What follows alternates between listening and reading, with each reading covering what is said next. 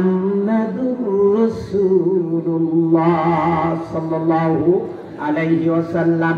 তাহলে এই কোরআনের কাছে আসলে আমাদেরকে পরীক্ষা দিতে হবে, ঠিক না?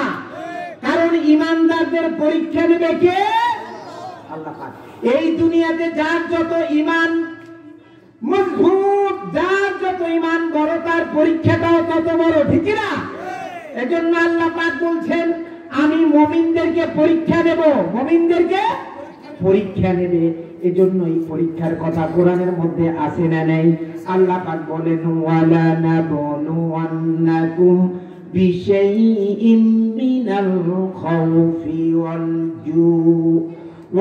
জু'i ওয়া নাকসিম মিনাল আমওয়ালি ওয়াল আনফুসি ওয়াস সামারাত ওয়াবাশশিরিস সাবিরিন।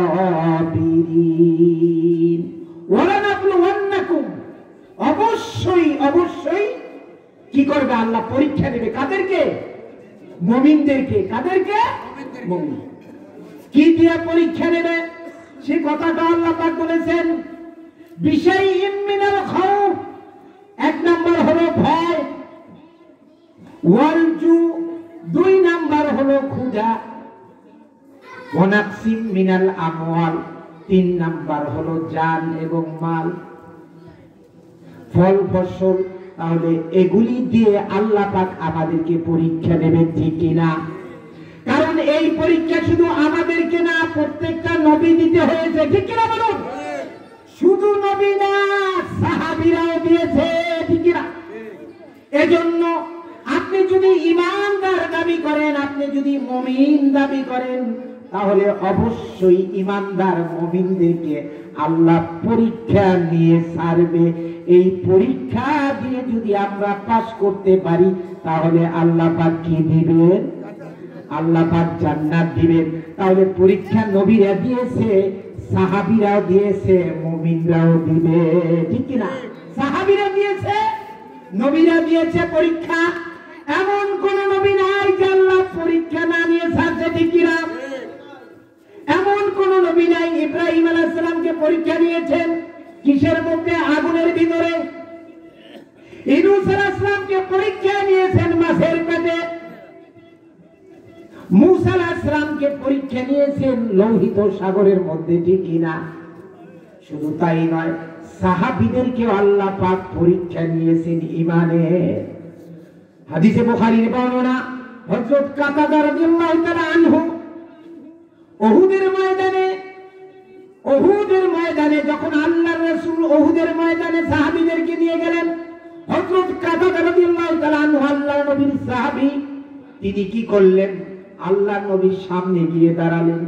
কেন দাঁড়ালেন? কারণ বিশ্বনবী মুহাম্মদুর রাসূলুল্লাহ সাল্লাল্লাহু আলাইহি সাল্লাম দুনিয়াতে যিনি দ্বীনের দাওয়াত মানুষকে দিচ্ছেন, এই নবী উপরে কাফেররা আক্রমণ করবে, আঘাত করবে, একজন সাহাবী সহ্য করতে পারে না।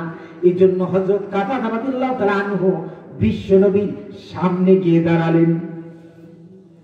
চতুর্দিক থেকে কাফেররা কি করলো? তীর তরবারি বল্লমের আঘাত করতে শুরু করলো।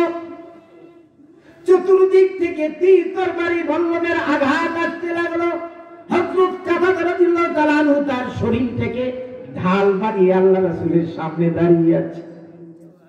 কিন্তু এত পরিমাণ তীর তরবারির আঘাতে হযরত কাতাদা রাদিয়াল্লাহু তাআলা আনহু চোখ দুইটা বের হয়ে ঝুলে পড়ছে।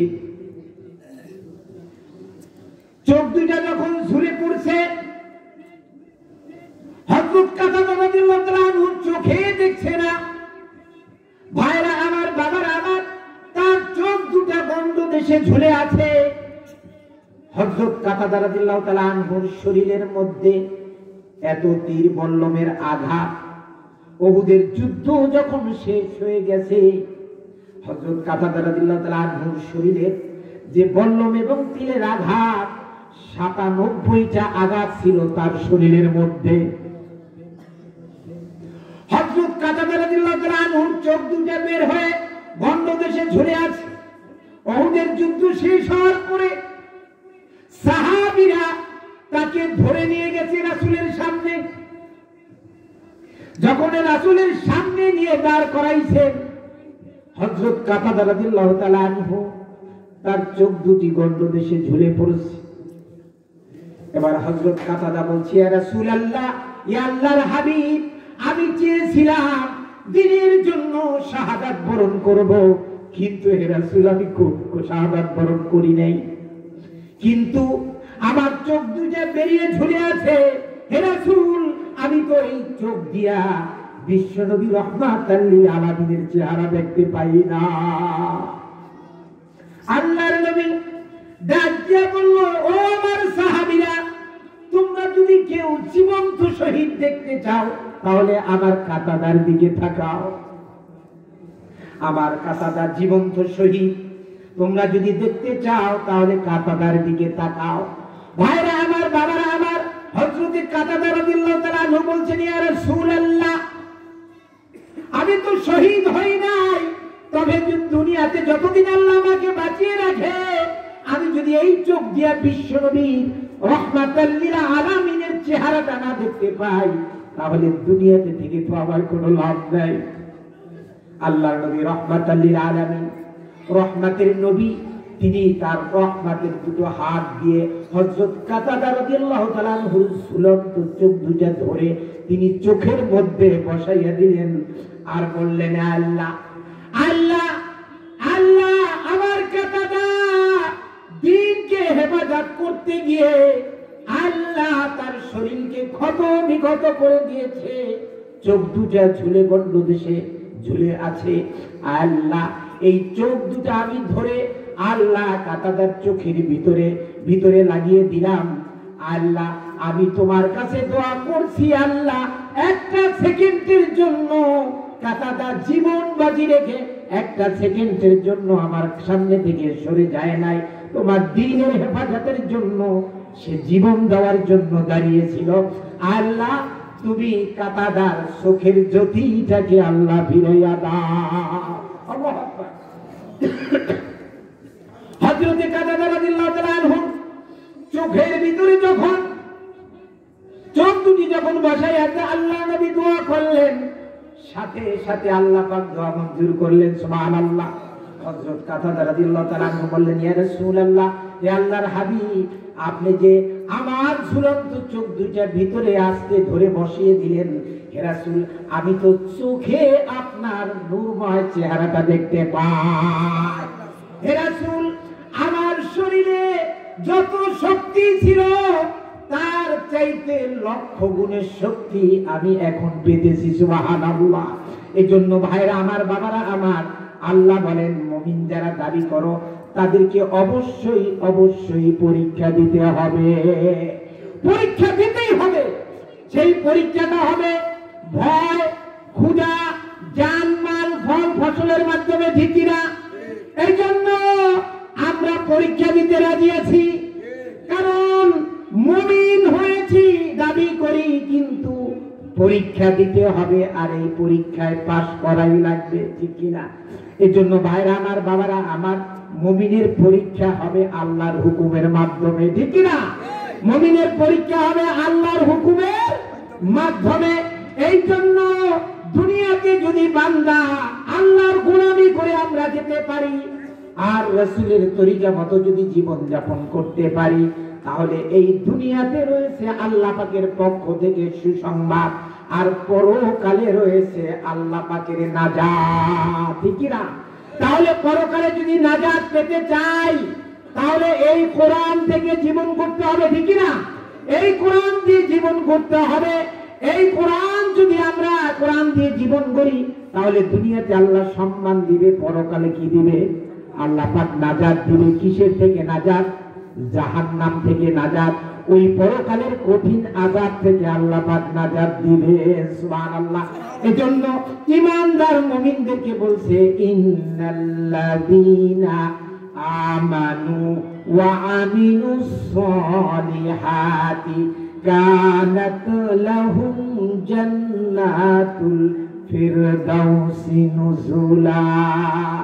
যারা ঈমান এনেছে, আমলে সালেহ করবে, তাদের ঠিকানাটা হলো জান্নাতুল ফিরদাউস। সুবহানাল্লাহ। জান্নাতুল ফিরদাউস হলো তাদের ঠিকানা। দুইটা জিনিস, একটা হলো ঈমান আর একটা হলো আমলে সালেহ। প্রথম থাকতে হবে কি ঈমান, দুই নাম্বার থাকবে কি আমলে সালেহ। তাহলে ঈমানের সাথে আমলের সম্পর্ক ঠিক কিনা?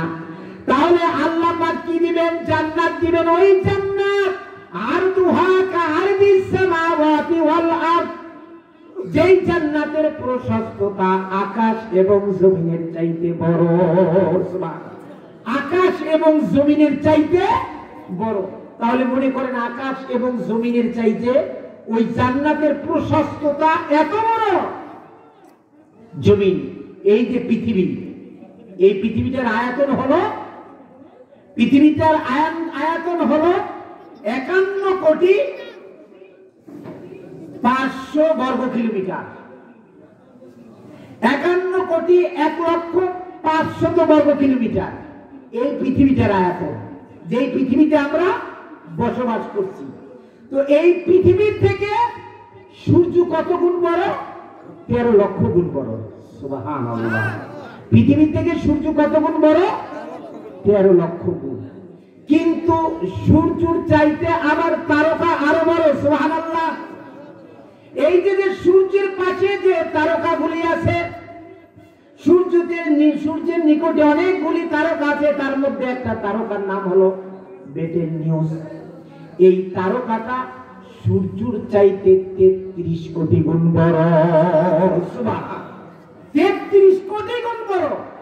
আল্লাহ পাক বলছেন, আমি আমার ঈমানদার মুমিন বান্দাদেরকে জান্নাত দেব। এই জান্নাত, যেই জান্নাতের প্রশস্ততা আকাশ এবং জমিনের চাইতে বড়। সুবহানাল্লাহ।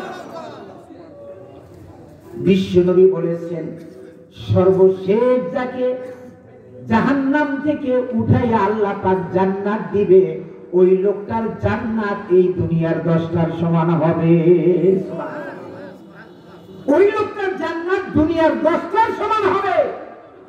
ভাইরা আমার, বাবারা আমার, তাহলে এত বড় জান্নাত, জান্নাতের প্রশস্ততার কথা এসেছে হাদিসের মধ্যে।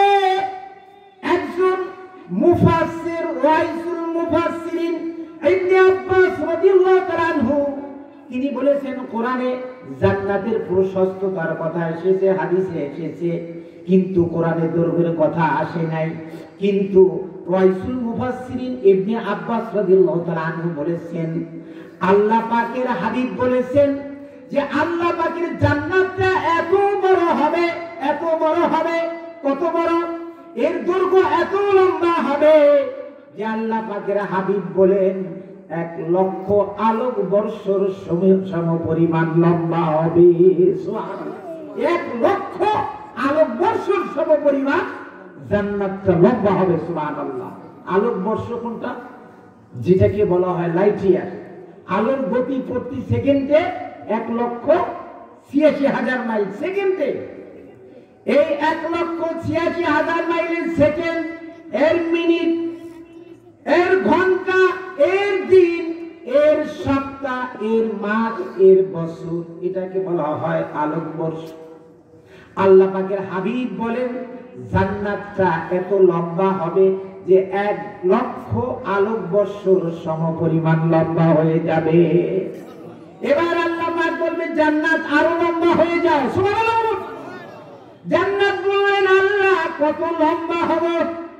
এবার আল্লাহ পাক বললেন, ও জান্নাত, আমার রহমত যত বড়, তোমাকে আমি হুকুম দিলাম তুমি তত বড় হয়ে যাও। সুবহানাল্লাহ। তাহলে এই জান্নাত আল্লাহ পাক তার গোলামদেরকে দিবে কিসের বিনিময়? 2টা কাজের বিনিময়। কয়টা? 2টা। একটা হলো ঈমান আর একটা হলো আমল। ঠিক কি না? ঈমান আর আমল। এজন্য ঈমান এমন একটা জিনিস, বান্দাকে আল্লাহ পাক যে সবচেয়ে যেই জিনিসটা মূল্যবান, যেই জিনিসটা আল্লাহ পাক দান করছে, সেই জিনিসটার নাম হলো নিয়ামাতুল ঈমান। জিনিসটার নাম হলো নিয়ামাতুল ঈমান। এই ঈমান যার মধ্যে আছে, এই লোক দুনিয়াতে কোনো হতাশাগ্রস্ত হয় না। মুমিন কখনো ভয় পায় না, ঈমানদাররা কখনো ভয় পায় না। ঠিক কি না? ঈমান আনার সাথে সাথে এই মুমিনেরা আমল করে, ঠিক কিনা? এজন্য সূরা মুমিনুনে আল্লাহ পাক বলেছেন ক্বাদ আফলাহাল মুমিনুন। মুমিনদের কি হবে? সফল কাম হবে। আল্লাযীনা হুম ফি সালাতিহিম খাশিউন, যারা বিনয় নম্রতার সাথে খুশু খুজুর মাধ্যমে কি করে? সালাত আদায় করে, সালাত আদায় করে। তাহলে ঈমান সাথে সাথে আমলের কথা, ঠিক কি না? তাহলে ঈমান আর আমল দুইটা পাশাপাশি, ঠিক কি না? তাহলে ঈমান আছে আমল নাই, লাভ নাই। আবার আমল আছে ঈমান নাই, তাতেও লাভ নাই। দুইটাই লাগবে, দুইটাই লাগবে। এজন্য